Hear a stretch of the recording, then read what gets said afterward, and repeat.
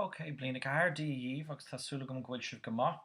Má tá sibh fechan ar an fís an seo, cilíonn sé go bhfuil sibh ag tuairt faoin Measúnú Leanúnach. Seo an Measúnú Leanúnach deireanach atá le déanamh a gcuibh ó thaobh an gná próisis. So an ceann an seachtain se cogan bé ar gach duine é sin a dhéanamh ach bé mé ag córamh na trí marc is fearr atá buinte amach a gcuibh idir é sin agus é siúd. So seo Measúnú Leanúnach a trí. Bé an céad rang ag déanamh seo ar an géidín an 5 lá mí bealtaine agus bé an rang eile ag déanamh ar an Máirt an 10 lá is 5. So tá sé leanú de rá as an text a rinne sibh i ceacht a hain. So ceacht a hain bhí sibh fecant ar alta hain agus a dó agus inis tá muid ag fecant ar 3 4 5. So le sin ráte tá an bhirm suas agus seo an ceann do má ar rang.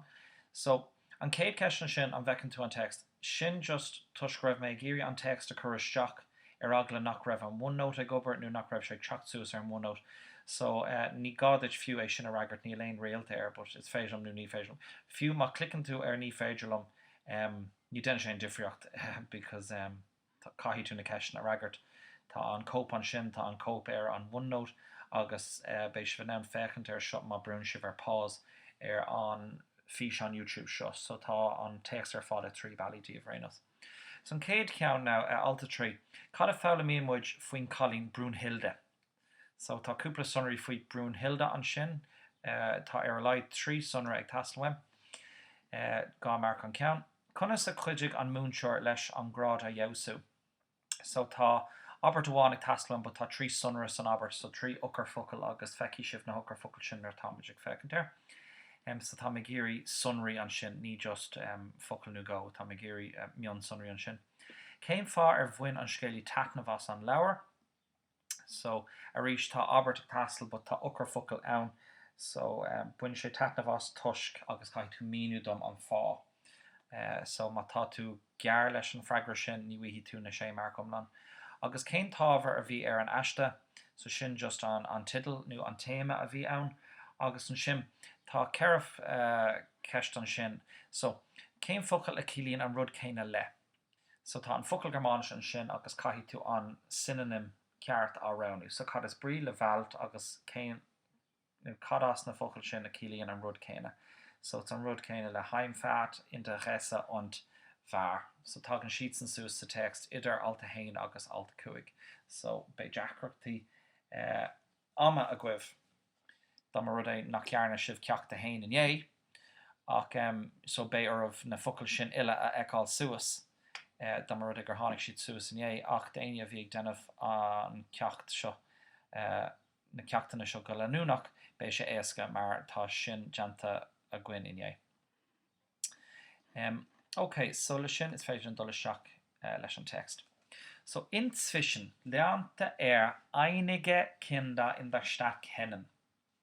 So inzwischen, sin an focail a cilíonn idir an dálinn.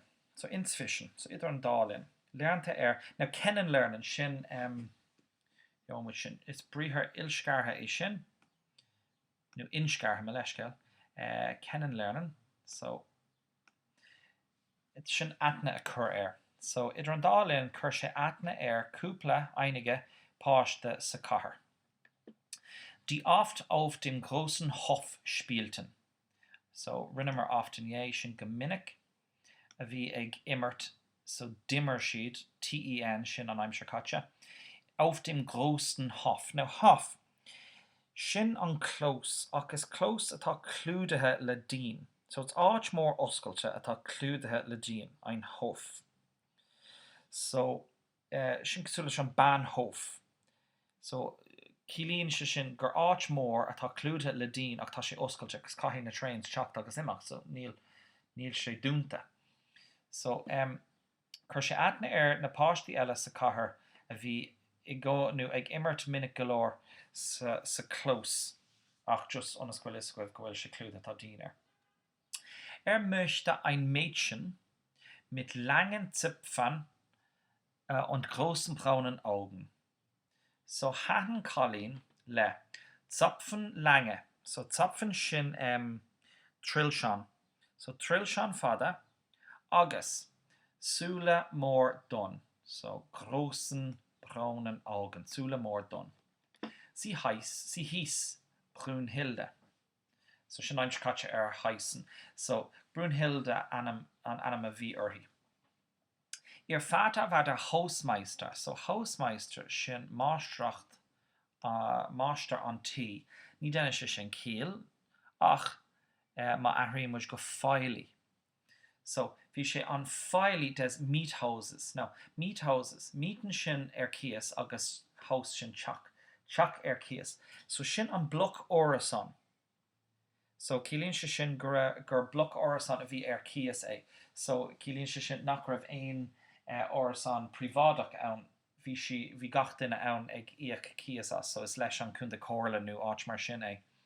Agus ní leis aine na horasan sin ach díoch siad cís. So bhí sin feili an bloc orasan.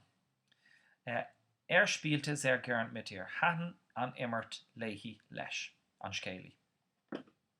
So sin reint sonri faoin méid sin an sin. Seine schulischen Leistungen hatten sich verbessert.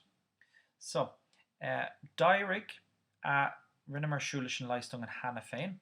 So, dairig a gaske skole verbessern. Hui siad níos fear. Nu, wie dulkon kindante.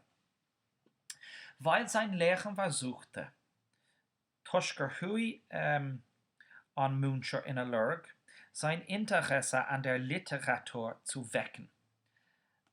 A sim se litriacht a rúsju. So, dairig níos fear leis tus go raibh an múnsear a géirí a sim sa litriacht a rúsju. Zuerst, dusach, gab sin géban a rís, look, gab, géban saimskatja, hug sé ein Buch van Mark Twain, do. So sin an im, sin an datív, sin an do. Well, im sin an do é, so sin do. Es war die Geschichte von einem Jungen. So wie sé an Scale die Geschichte von einem Jungen o Buchel mit Problemen wie seine eigene. Le feibene Kesu le achquij. Wie sein eigener achquij. Es hatte den Titel, wie an Titel Die Abenteuer des Huckleberry Finn. Sin an 838 de Huckleberry Finn. Nu an 838 Huckleberry Finn. Titel ginnedag / Huckleberry an 838. Konnte sich gut damit identifizieren. Sin Jacker le astru. Ach, denna muid ní leis. So, hig sé goma dó. So, nu bhí sin ann é héine eáil sa scéal. So, bhí sin ann bhí tuiscint aige don rud sa scéal. Bhí tuiscint aige don scéal. Ach an folklór dearann sé thug sé goma don scéal. Nu hig sé, ní thug sé. Hig sé goma don scéal. So, von da an besuchte die Schulbücherei. On rud sin rinne sé curt an Shoppe Lauer Skole, Schulbücherei. Ní Bibliothek, sin Bücherei, sin an Buchhandlung. Viele Zeit verbrachte beim Lesen. Kasche, na sin amakav. Kasche alan am eg an lev. Seine Schulfreunde interessierten sich nicht davor. So, an nicht is a grogwische Jultach. So, ní rev sim eg a carja skola dushin, sondern verlachten ihn. In a onid sin, wie sied eg maga foi. Verlachten ihn sin ve eg maga foi. So, wie sied eg maga foi in Scheli. Im Elterns 12 Jahren zeigte dann, so zeigen sin taspan. So, eg doieg blina dish, so eg doieg blina dish. Haspan sé, wie gut beim Schreiben war. Kei kommasse wie sé leis an skriv noracht. Hatte in der Schule einen Aufsatz geschrieben. So, Aufsatz sin ashte, so skriv sé ashte. Der Lehrer hatte ihm eine 1 gegeben. So, hatte gegeben, schon ein Pluperfect, bei mir denna weg, Thug an múnseoir an iver a hain dó. So tá choras cosúla ar choras nuas an áirteis. So an héite hain sin an ceann is fearr, agus héite dó sin an ceann faoi sin agus héite trí, cethar cúig sé seach tein sé sios. So thug an múnseoir an iver a hain dó. Der Aufsatz ging das Thema, wie an Ashta faoin ábhar, Träume, Bringlogi. Und begann den Aufsatz mit den Worten, agus hosig sé an Ashta leis na focail, und wenn es auch nicht ganz wahr ist. So war sin fear. So, agus fiú muna bhfuil sé fear, ... agus lean sé rá leis.